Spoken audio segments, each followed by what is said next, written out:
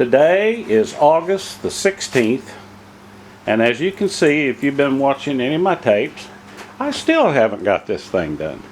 I've had many things come up I wasn't expecting, so I didn't think I'd make another tape until this was done, but what I'm going to do is I'm going to show you a couple things that I've come up against, and it has really kind of worked out. When I build a car, you can't tell it by looking at this, but from the ground up, this joker is new. Now I'm going to leave the patina of the paint, but the tunnel was all I had on this. I put all new floorboards and all the pieces in it. Everything's been reconditioned or brand new. I moved my gas tank to the back, which it is braced and everything. It's also now, I've got the box cover and everything for it. If you look in here, you'll notice that this looks like Dynamat, and I've put Dynamat in practically everything that I have.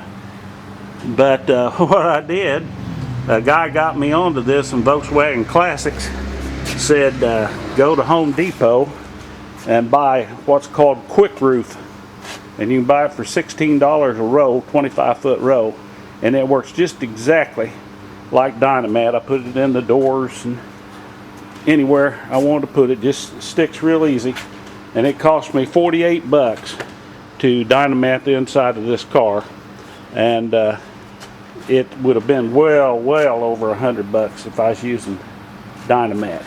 I completely encased this back here, so when it's under its cover, it'll be covered. That's a nice little deal. I'm going to make I've got door panels and everything made. I've just got to put them in. What I will probably do today, I've got to paint a little there, but I will stop this thing and then put the other stuff on and let you see how the inside's coming. I'm putting a red carpet kit in it, and I still haven't got everything worked out on what I want to do on that dash piece. But I wanted to show you something else here I come up against. I told you before that I made these poor boy white walls. These are BF Goodrich radial TAs. They're on an 8-inch wide Volkswagen wheel. I got this off a couple friends of mine that build cars, and they had it on a Nova Super Sport, and these tires had 300 miles on them. And if you'll look how nice the white and everything is on this. Of course, what I did was I ground the rubber off to the white sidewall, and it was pretty wide anyway, but I put a little white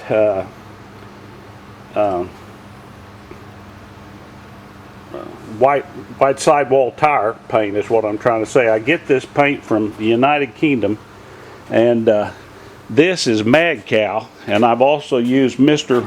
Whitewall. But if you can look at, these are brand new tires on the front, and if you look at them, you can see how brown it's turned. And I could not figure out what was going on. I scratched these tires up real good with sandpaper and everything, and then cleaned them several times with the cleaner they send you. And I just now noticed I have never put my new chrome lug bolts and stuff on the front of this. But anyway, I noticed it started turning brown, and I called Mad Cow, and they said no, it should be fine. And I said, well, it's not fine. And I called Mr. Whitewall because I'd heard of people having the same thing happen. Well, I don't remember if I was on La Samba for Volkswagens or what, but anyway, some people told me, said if you have brand new tires, you want to put a couple 100 miles on them before you use them, and it makes perfect sense because of the oils and solvents in the rubber. And so you end up with a tire looking like that. Now I got some more white sidewall paint, and I'm going to clean this all up, scratch this up and clean it up, and see if having this stuff underneath it, if it will stay white. But that was just kind of a pain in the rear thing. But you know, poor boy ways get poor boy results. So I don't have anybody to blame but myself. But I've got my wire. I just got to put it back up in there. I'm still screwing with the short on my windshield wiper motor, and I got I got my anti-sway bar put on. I'm trying to think what. I've got some zip ties there I had holding it in place when I was putting the deals on. I still got to cut that off. I got to get my blinker light on this side hooked up. I got a Uga horn that I'm going to put on it.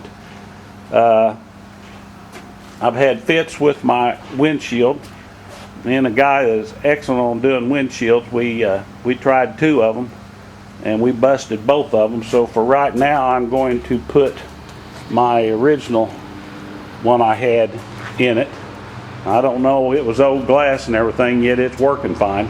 I put the window kit in over on this window, and I used Lexan, or not Lexan, but plexiglass on that, and it seems to be doing pretty good. I've got a little painting to do on it, and I still got to put the window in there. And these windows are going to be plexiglass, but I'm just going to put them in where the rubber would go and just screw them in there. And then I'll clean the patina and stuff up. I've still been doing some welding. I welded up a bad crack I had here and ground it down a little. I got to fill that hole. But my old air vent, it's gone, and I brought my gas cap out to the outside. If you notice here, that's the insulation that comes on the back of my carpet kit. Now I've got a upholstery shop. Well, I'm semi-retired now, but I used to do all the carpet stuff myself.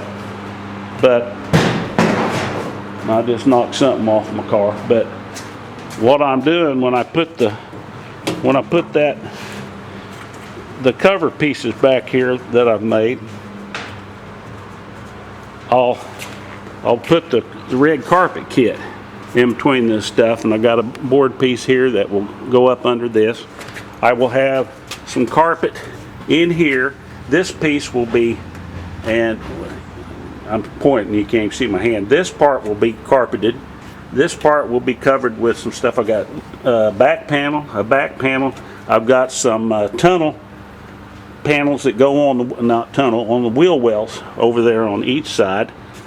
And then I've got the whole carpet kit for under here. And then I've got to cover both my seats. I'm using some low back seats, but I've got some real nice distressed leather. It looks like a bomber jacket material that I'm going to do on these seats. And I'm going to have a tuck and roll design on the material and this other stuff. And I don't hardly ever use tuck and roll because I like the way it looks, but it doesn't wear good. But on this car it'll be all right. But I'll put some inserts here with tuck and roll. And I got my tail lights and stuff put on. These are, I don't remember if these are 30, no, these are 40 Ford tail lights. And I've got some little blinkers. And my brother-in-law was over here the other day, was doing something, screwing around. I noticed that he has knocked my my back left tail lights all cattywampus. I was going to put a new brace on it anyway, so I'll fix that. And I got a piece here where I joined the top together, and I was going to put a piece in there, but since I'm leaving the patina of this paint and stuff, I'm just going to clear coat it. I think I'm just going to leave it like that, leave a lot of these welds showing and stuff, and just because I can. And if I ever change my mind, I can always, you know, fix it up for a fancy paint job. But I think I'm wanting to drive this before the cotton picking season gets over for the cruises. And I was hoping to have this done March 15th, and it's August 16th. And matter of fact, I'm going up to Tulsa to a cruise tonight. But anyway, she's starting to get there, and I'm going to cut this off right now and show it back when I put the panels in the back and stuff. You'll get a little bit of idea how it's going to look. It's going to be pretty nice. Well, I mean, it's going to look real nice on the inside. This is really going to be a Volksrod rat rod. It'll look more like a rat rod on the outside, but she's going to be fun, I think. I think I'm going to leave the screws in my visor, and I may spray some old primer and paint on it and then kind of sand it up, try to get it looking like the rest, or something like the rest of the car. But let me give a break on this, and I'll try to get back pretty quick and show you some of the back stuff going in. Thank you.